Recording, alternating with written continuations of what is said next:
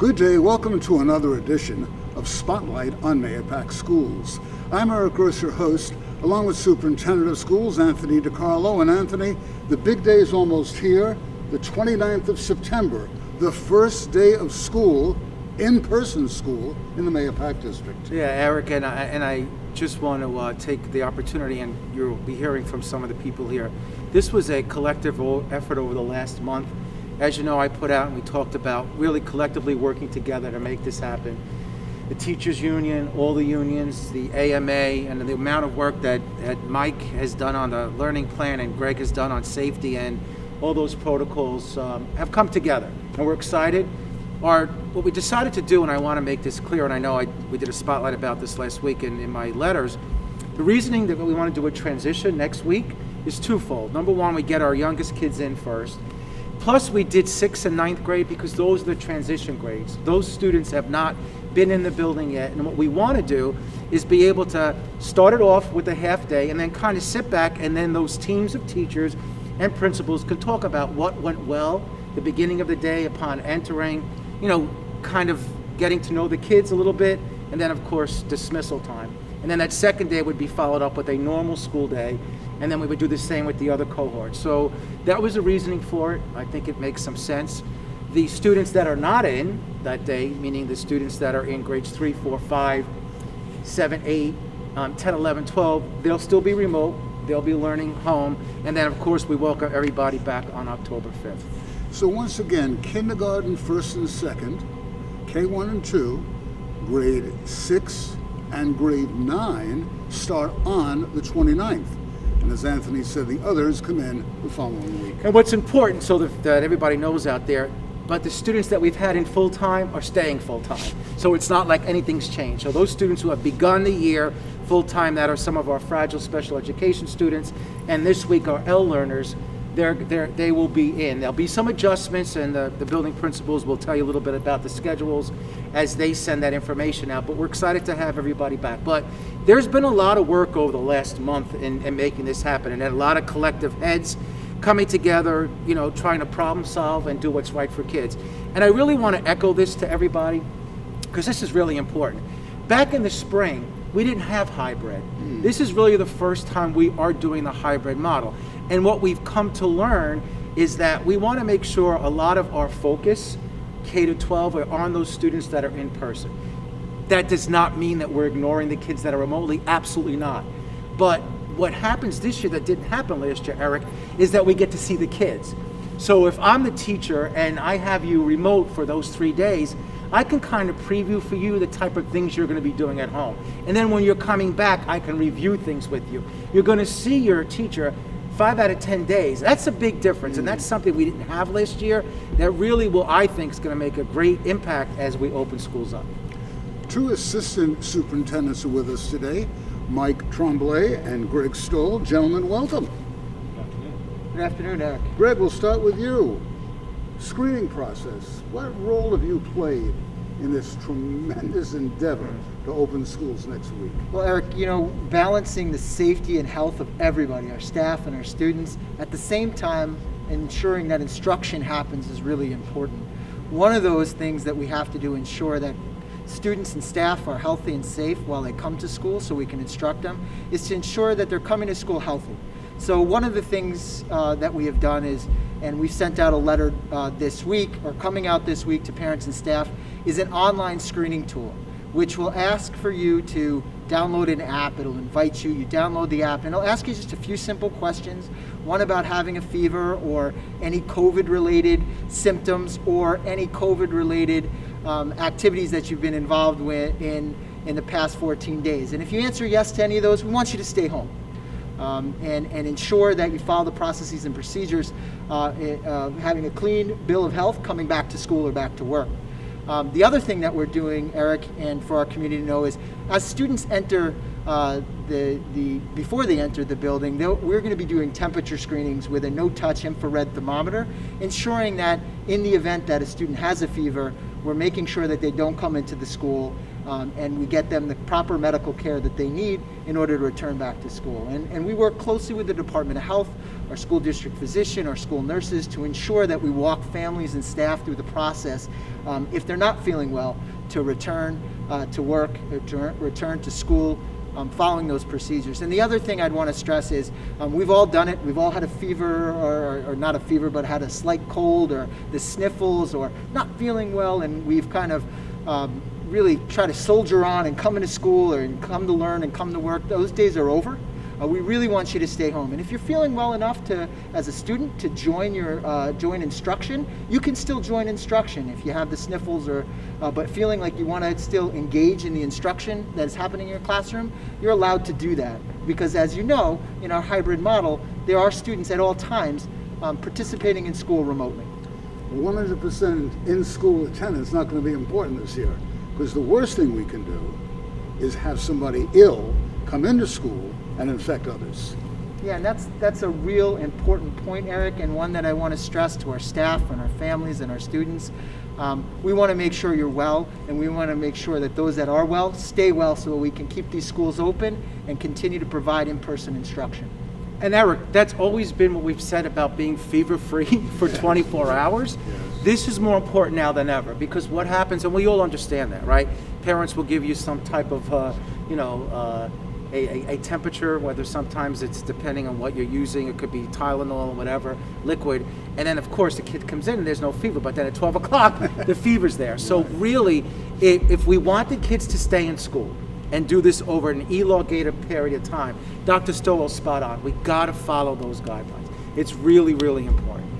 Michael, what about this learning plan?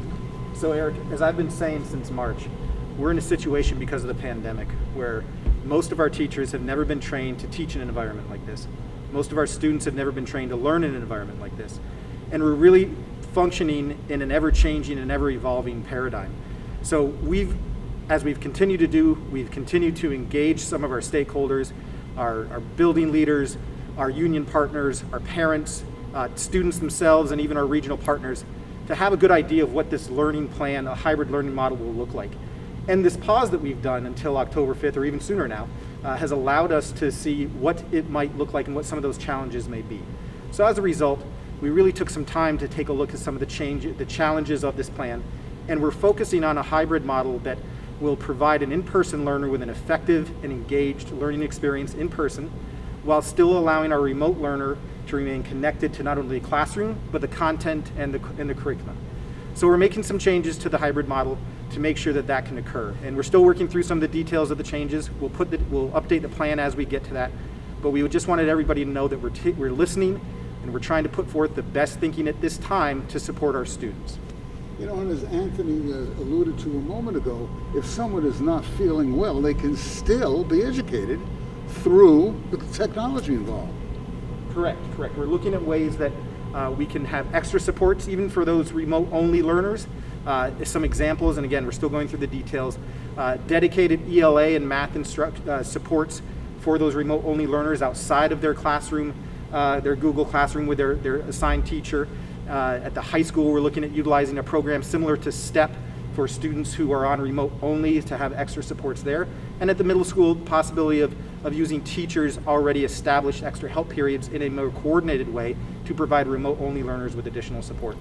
And Anthony, all this could never have happened without a dedicated team of educators, teachers, and administrators. Yeah, there's no question, and that's what this is about. So we're here today because we have really worked hard, and we want to explain to the public that we're ready to go. But really what's so important too, Eric, is that this is going to be fluid. There's going to be ups and downs, as we start next week and we start transportation and we start the hybrid model. There's going to be things that are happening. I mean, I'm sitting here letting you know there are going to be circumstances over the course of this year where either a teacher or a student may test positive for COVID, right? But because we have that remote option, the building will be shut down possibly for a day, and then we do the track and tracing through Putnam Department of Health, and then we'll see where it goes from there. So there's going to be that fluidity, and there are going to be those changes from day to day. And there are going to be times, Eric, where we have the flu season. Mm-hmm. And I've said this repeatedly. There can be days where we just don't have enough bodies. So we might have to put groups of kids together in a large group area. they'll be learning, they'll be on their Chromebooks, but there could be 3 combined classes. Now that means maybe 30, 32 kids together, because remember, that's half the class. But these are the things that are going to happen, and we're just going to have to adapt to each day and sometimes each week. Look, I said all this could not have happened without our teachers and administrators. With us, Jen Pontillo and Tom McMahon. Jen, the president, of course, she is the Lakeview Elementary School principal, president of the Administrators Association. Tom, the president of the Mahopac Teachers Group.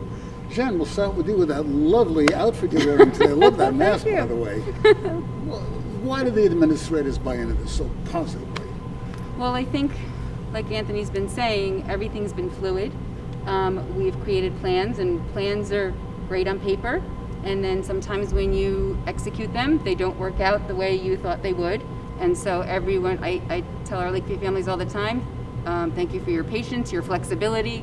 It's continuing to be needed because we will need to make adjustments along the way.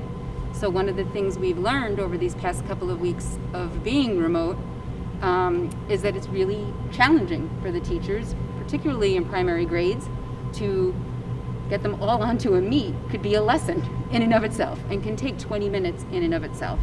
And so as I'm walking through classrooms and seeing some of those challenges, seeing some technology glitches at home, seeing the kid's dog run by and now they're off the chair and they're chasing their dog, I'm trying to picture the other half of the class behind them, which is the case for the hybrid model. And really us wanting to capitalize on the time we have with the students who are in front of us and realizing that that will take away from that time.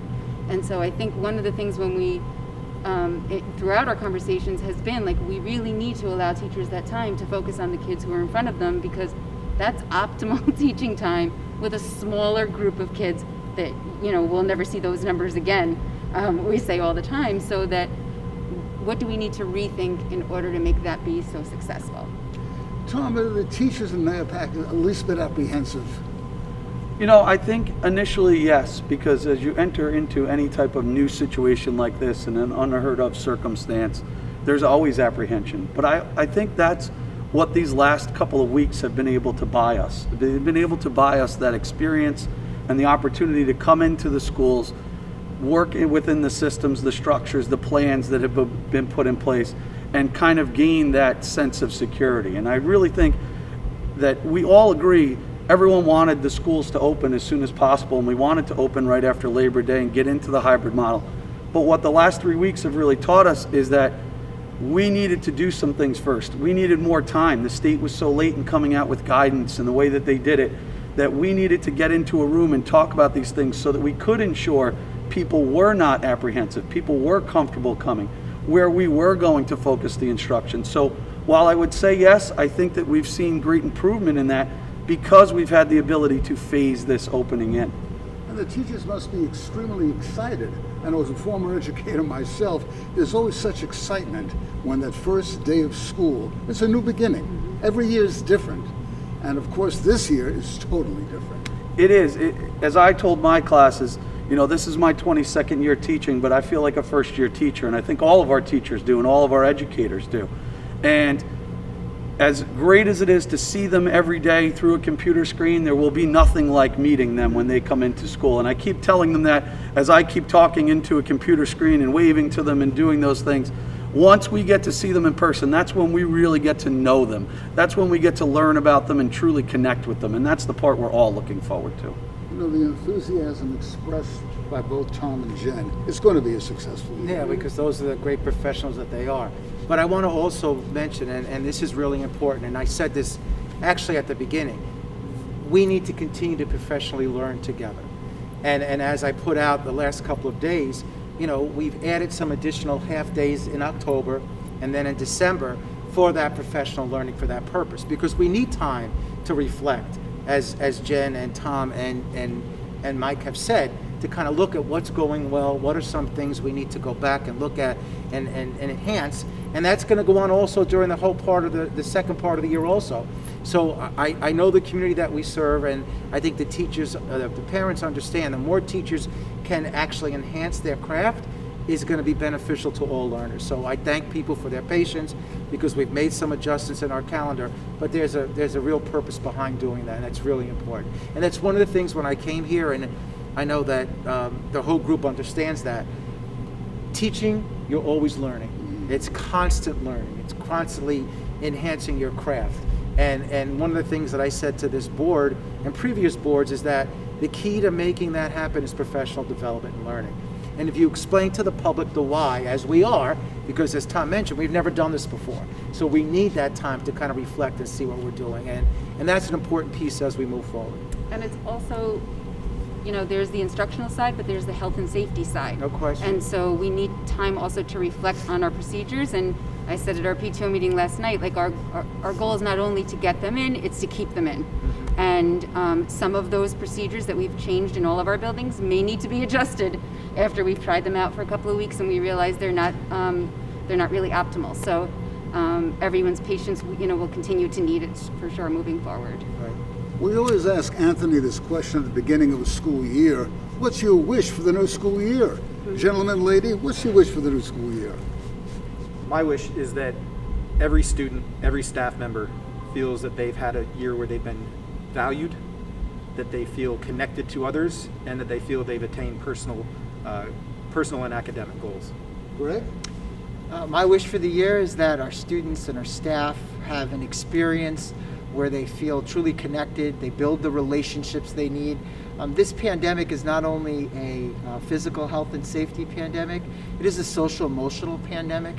This has taken a toll on families, it's taken a toll on our staff, it's taken a toll on our students.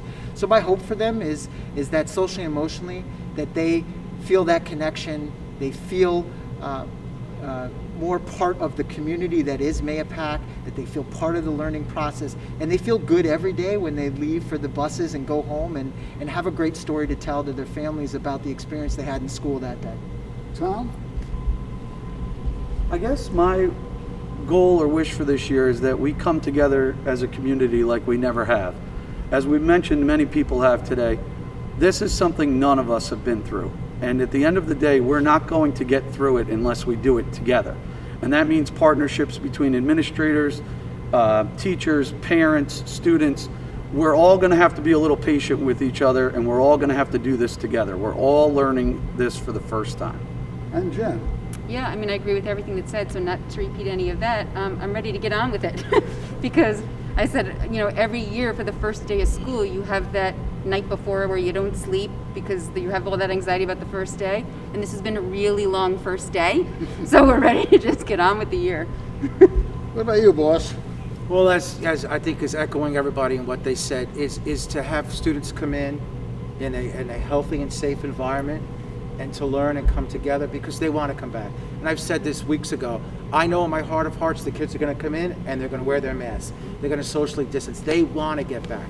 That's really what it's all about. And then, of course, our goal is as the year goes by to try to hopefully, as the pandemic hopefully gets better, start to add more and more things back. We're on the stage here right now, right?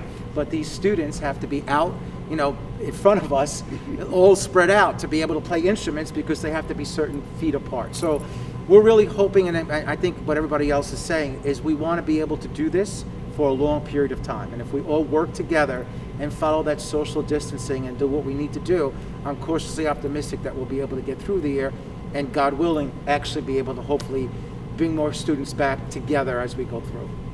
Superintendent of Schools, Anthony DiCarlo. We'd like to thank Greg Stoll, Mike Tremblay, Tom McMahon, and Jen Pontillo for joining us for this edition of Spotlight on Mahopac Schools. For Superintendent DiCarlo, I'm Eric Rose. Thanks so much for joining us. See you all next time. Be safe. Go Mahopac. For more information, please visit our website, www.mahopac.k12.ny.us.